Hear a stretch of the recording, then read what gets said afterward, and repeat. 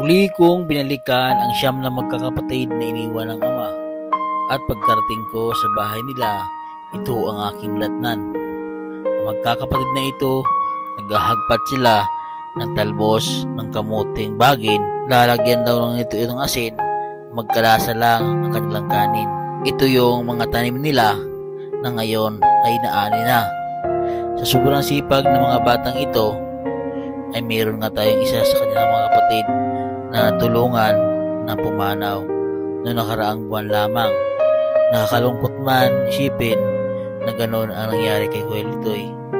Pero patuloy lamang sila sa pag-aaral dahil nakaalala lang naman ako sa kanila kung ano yung kailangan. Sana nga tuparin nila ang pangako na sila ay mag-aaral na mabuti para din naman sa kanilang kinabukasan nito at para makahanap ng magandang trabaho at makatulong sa kanilang ina at sa kanyang mga kapatid. Gustong makapagtapos ang mga batang ito dahil ito daw ang susi ng kanilang kahirapan. Mga kababayan, narito po ang patuloy ng kwento ng kanilang buhay.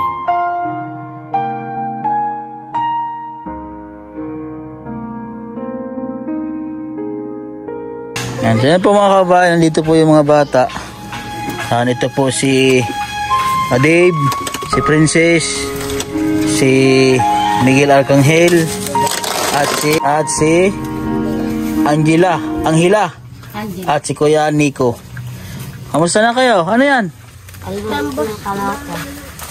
Kamote. Ayan, yung ulam nyo ngayon?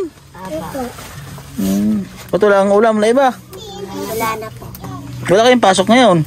Meron po. Mamayang hapon po yan. Mamayang hapon. Anong oras? Alas 11 po. Ha? 12 po. Alas 11. Panghapon pala ka ngayon, kayo ngayon. Anong gagawing luto nyo dyan? Sasabawan po. Ha? Sasabawan na lang. Sasabawan. Ang lahok? Wala. Wala, sabaw lang, asin lang. Ha? Sarap. Asin at magic sarap. Kakatalo na. Okay Dave, kamusta na? Nakabantay kayo habang nagluluto sila kuya. Ha? Ha Dave? Hati kayo habang nagluluto sila kuya. Sino nagluluto niyan? Mama po. Si mama nyo, kayo lang naghahagpat. Kamusta na baga kayo? Okay lang. Hindi nagpaparamdam sa inyo si kuya nito nyo? Si kuya Litoy? Yan po, pinaparamdaman. Paparamdam. Sa akin nagpaparamdam ay. Oh, 2 araw akong pinaginipan ay. Nandito ko si Teresa na wala kakabang ko dyan. Ha? Yung ginising pare ka, Princess. Oh. Si Bibi, basta mo na yan. Ang sabi niya, Princess, kaya Lito niya, mama, pupuntan ko na. Sabi niya, oo, kaya Lito, pupuntan ko na. Isang lato ka. Oh. Kaya Lito. Nagparamdam sa akin si kuya Litoy nyo. Napanaginipan ko dalawang gabi. Maraming po. Oh. Dadalawin natin si kuya Litoy sa sunod na araw ha. Sa linggo ha. Dadalawin natin si kuya Litoy ha. Oh. Kamusta yung mga nakaipon ng 100? Ilang. Nakaipon ng 100? Ha? Patingin. Oh, si Litoy. Ay si Miguel. Patingin, ikaw Princess, patingin ng 100. No. Oh, kamusta na Dave? Ha? Kamusta ikaw? Ito po mga kababayan, sila po yung mga tinutulungan natin na paaral yung mga bata. So, sa mga nakaalam po sa lahat, yung mga bagong followers natin sa Facebook, isa po ito sa mga batang tinutulungan ko dito, na yung isa po ay pumanaw dahil po sa titano, natinig po yung bata sa pako. Tapos hindi naman po nagsabi yung bata na ganun yung nangyari, bigla po agad na kumalat yung titano sa kanyang utak. O bilangi. O bilangi. O hawakan mo. Ilan? Isa. Kasi pag maraming 100 po, may premium po sila lagi sa akin. Kung sino bang maraming 100 ngayon, ay ititreat ko si Jollibee sa linggo. Oh. Dalawa. O 100 ba yan? Ari po. Oh. Oh, tingin. Oh. Ilan? Walang Jollibee? Ay, Apat na po. siyempre, challenge yan para sa kanila. Ayan po, 100. Ilan? Oo, ngayon, basta may 100 na lang. O, basta may 100 may ipapakita. Isasama ko sa Jollibee. O, dali. O, diretso tayo magdalaw kay Kuya Litoy. Dalawa pa. Dalawang 100. O. O, patingin. Ay, si Princess. Pag walang 100 dyan si Princess. Alam mo dapat ang Ay, sabi ko sa inyo, ipunin nyo. Kung ulam nila, o. Ipunin nyo yung 100. Tatlo. Si Kuya Nico. Hindi ko pahanap dito. O. Hanap po. Apat. Si Kuya Litoy, hindi na natin makita na 100. Wala nang Kuya Litoy ay. Apat. 5 po. 5. Daming 100 ni Kuya Nico. O, patingin ako, Princess. 5. Isa. Puro chick lang naman to na. 6. O. O. 7. Hindi. O, patingin ako, Kuya Miguel Arcangel. Sa iyo. Yan. Lito lang po sa kanya. Oo. Akin siya. Aba, Siyam? Ay, galing naman ni Kuya. Mukha. Ay. Mabawi. Eh, mababawi si Miguel Arcangel. At tingin. 1. Oo. Ay, hindi yari yun. 7 po, di ba? Oh. 1. Oh. Bilang. 2. Ayan, 100. Oh, ilan? Siyam. Oh, siyam na. Dito, isa lang din ah. 10. Oh, 10. Ang daming 100. 11. 11. 1. Ari po, hindi po nakikita. Oh, basta may check. 100. 12. Nasaan pa 12. sila? Po. 13. Ito pa. 13. 13. Oh. Hindi ko yun. 3. Rin, hindi nakikita naman. 14 po, di ba? 14. 15. May nakikita naman mo ganara. Anong in-exam? 15 pa ah. Oh, 15. Oh, 15. Nakikita nyo ganari mo? Maga ng tamang sagot. Pinanggihan ko. Akin hindi. 15. Ilan? 8. Miguel, naman. Ang ano ko. 2. Bilang eh. Ilan na sa'yo kay Nico? 15 po. Saan pa? 10. Oh. 3. 3 pa lang kay Miguel Arcangel. Ha? Kay Princess, 4. 5. Oh. Isa, dalawa. Oh, 15. Oh, lagay na dyan. 15. 4 kay Princess. Asan pa ang iba? O, tawag mo sabihin 4 lang talagang iyo. 15. 15. Oh. Oh, 6. 7. 8. Oh, 9 nga lang. 9. Oh, okay na rin. Very good na rin. Marami na rin 100. Nga po, 9 nga. Oh. 9 nga. Ako 15. Oh, 15. 100. Kay Princess. 0. 4 ang guro ni... 4. Tingin. Oh, 100. 100 isa. Mga ano ko. Ikaw, tingin. Hindi ko na po sinama. Wala, kay Oh, baliktad na. iyo, 100. 4. 4 na 100. Oh, sige. Para pantay-pantay. Sa linggo ay tayo ay magja-Jollibee. Ay, sana oh. Ha? Diretso na rin natin dadalawin si Kuya Litoy. Ha? E di kung sino yung masama sa ating sasakyan, edi ito si Dave, di sama natin, ha? Ha? Oh, nakakain na ba kayo sa loob ng Jollibee? Hindi pa. Ha? Hindi pa rin. Ayun yung dinala ko sa inyo Jollibee, nadalang ko kayo ng Jollibee? Hindi pa. Kakain na lang tayo sa Jollibee, ha? Hindi pa. Simula nung pinanganak ko nga, hindi pa Hindi nakakapasok. po na pa kain ng Jollibee yan? Ay, nakaw. Kaya wala mang Kala kayo nakakain na sa Jollibee. kapos man sa pira. Ha? Ay siya, sige, sa linggo, ha? Oh, pumunta tayo ng Jollibee. Nakakain na sa school nila. Yun ba? Sa school nila. Oh, hindi pa pala sila nakakain ng Jollibee. Ay sabagay, puro pagkain yung inadala ko dito, ano. Sa linggo ha, diretso tayo dalaw kay Litoy. Ha? Oh, may dala naman akong isang sakong bigas sa inyo. Tapos magpasalubong ako kay Dave, kay inyo. Dave, oh! Oh, Dave! Ang pasalubong ni Dave! Brat. Ikaw, ayaw mo? Hey! Siyempre, lagi may pasalubong yan si Dave. Kay... Ito dyan. Magbuburato ulit yan. Ha? Titi! Ako! Wala ko dyan kung titi mo. Bigyan mo rin tayong dala. Putulang kong utin yan. Oh, dito kayo siyempre, kasama yan. Mga tropa yun eh. Oh, sana kasya. Oh, ikaw, bilis ni Dave ba? Bilis. Siyempre, lagi may pasalubong yan ka, master. Oh. Oh. Ready tayo? Ay, duro dyan eh. Oh. Idol ko yung si Dave eh. Idadalibig tayo sa linggo ha. Oh. Oh. Bangko. Oh. Tago magbago gani siya rin kay ayaw ko. Bakit daw? Ay, kaya. Oh. Itong dalawa, bigyan din natin to. Oh. Dali ka, lapit kayo, lapit. Hati-hati na natin. Naku, sana kasya. Sino pa hindi ka nabigyan? Si Sige po. Si? Sige. Kare, tumatatlo pa, wala. Oh. Dudong po. Ayan, kuha na. Dudong bilyar. Oh, ayan na yan. Bigyan niya siya. Oh, ay, hindi ikaw. Saan na yan? Oh, saan na isa? Saan na isa? Kami na pa.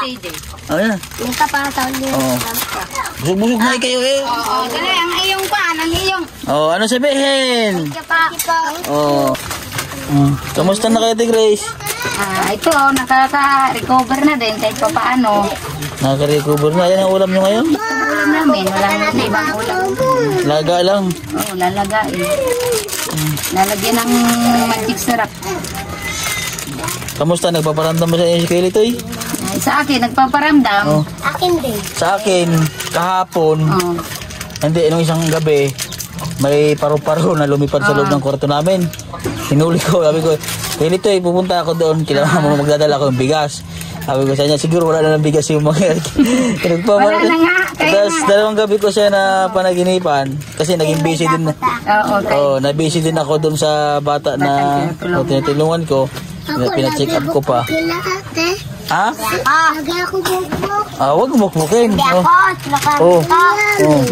Kaya sabi ko ay ngayon nga at naging available na ako. Sabi ko magdadala akong bigas doon kila mama mo. Kaya nga. Sabi ko hindi ko naman pababayaan sila mama mo ay sabi ko kay Rito eh. Kasi yun nga ang sabi ko sa kanya na tulungan din yung pagbablog nga kasama-sama pa rin siya. Dadalawin natin si Rito, ano? Kakamis nga eh. Kakamis niya. Wala. Lagi nyo rin dalawin doon. Ay, dinalaw ko nga nung... Dinalaw mo? Oo, lagi nga eh. Kasabi ko, kung pwede nga araw-araw nga eh, gawin ko eh, hindi naman pwede. Dadalawin nyo rin sa linggo, dadalawin namin. Pinakuan ko nga yun, simento ko yung ibabaw. Oo, kailangan talaga simentuhin yun. Simento ko nga. Nagbayad na nga ako doon ng kwan. Sabi ko nga, pag may pira, palalagyan ko nga sana ng lapida. Oo. Para pa pagdadalaw, Tanda, alam. tanda yung kung nasaan siya kasi nandun na may pangalan. Eh, ang problema ngayon, wala pang pila kaya. Di mali mo, ano natin, mapalagyan natin ng ganun. Nasa magkano ba yung lapida? 2.5 daw. 2.5. Tinanong ko na eh. Sige, mali mo, mapalagyan natin ng lapida. Yung kwan nga simento, ipapakwan ulit at na kwan baga, yung nag-crack. Saan? Sa loob? Doon sa labas lang. Sa taas? Baka manipis. Manipis nga lang yata yung pagkagawa at ang mahal nga ng bayad ko eh. Tuto ang binayad ko. Ayo, bakit manipis ang pagkagawa? Kaya nga sabi ko nga kay mama, sabi ko nga bakit maganyan eh. Dapat kayo sino dapat binantayan yun doon? Ay, hindi na namin binantayan rin. Nako, na mahirap doon. Sabi ko nga kay mama, dapat sila kuya na lang ng simento kasi marunong naman sila. Ay, ang gusto ni mama, ipagawa na lang daw kasi nakaka-istorbo naman daw kita kuya. Nako, ay baka tinipid-tipid yun.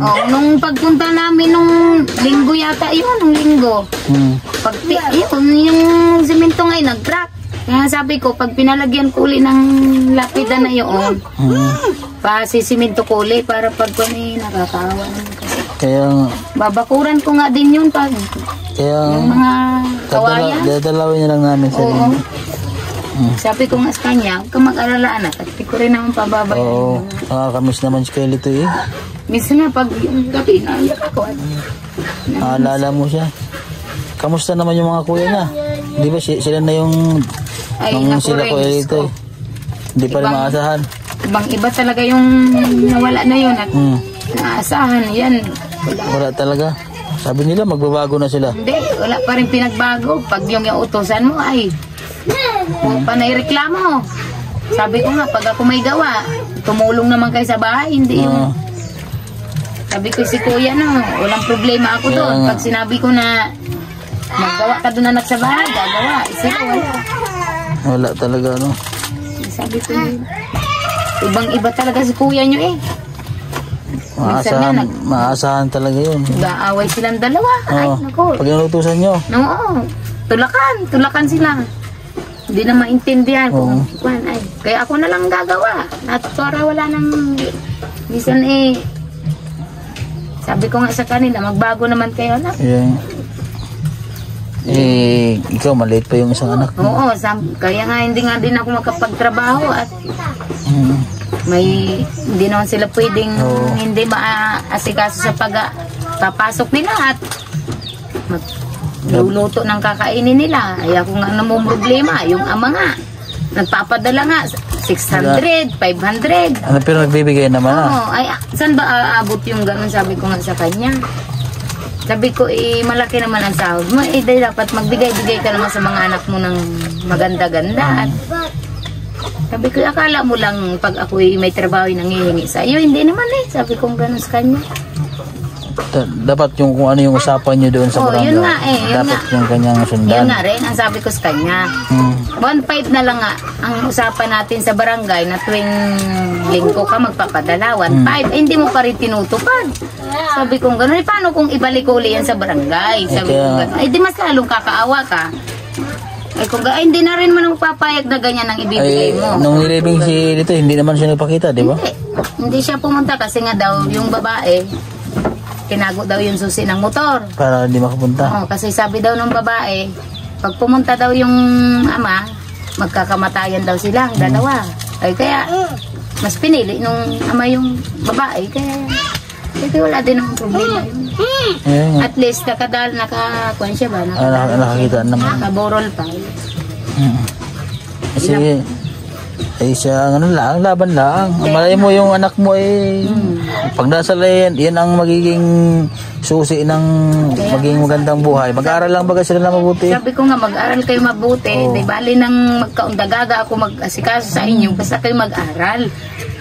Andito naman ako nakaalalay sa kanila kung sakali. Kaya nga sabi ko nga rin pagdasal lang din nila na patuloy-tuloy sa pagbablog ko na makatulong sa kanila sa pag-aaral. Sabi ko, mag-aral kayo habang may natulong sa atin at huwag niyong sasayangin. Sabi kong ganon. Katulad ngayon, meron akong pinapaaral si Arjen kasi magaling na si Arjen, marunong na talaga siya. Ipapaaral namin sa ALS para maging grade 11 na agad siya. Malay mo yung anak mo Ate Grace yan na yung bigas nyo, nilagay ko na doon. Maraming salamat Nasa po mga kabayan, kay Sir, maraming salamat po. Sa lahat po ng ating mga sponsor, maraming salamat po sa inyo. At sa mga aking mga followers po sa Facebook page na mga bago, maraming salamat po. At sa mga subscriber ko po sa YouTube channel, maraming salamat po sa inyo. At sana wag niyo po yung i-skip yung ad yung lumalabas po na ad sa Facebook at saka sa YouTube. Wag niyo po i-skip mga kabayan dahil yun po yung tulong niyo po sa akin. Ayan, sa aking mga Facebook followers, pakidalaw naman po ako sa aking YouTube channel. Send po mga kabayan, sa mga nais magbigay po ng tulong sa magkakapatid po na ito na iniwanan po ng ama, ay mag-message lang po sa aking Facebook page, Mastering Ring Channel po. Ay, in-amount po na niya mabigay, malaking tulong po yung mga kabayan. Send po, bye-bye!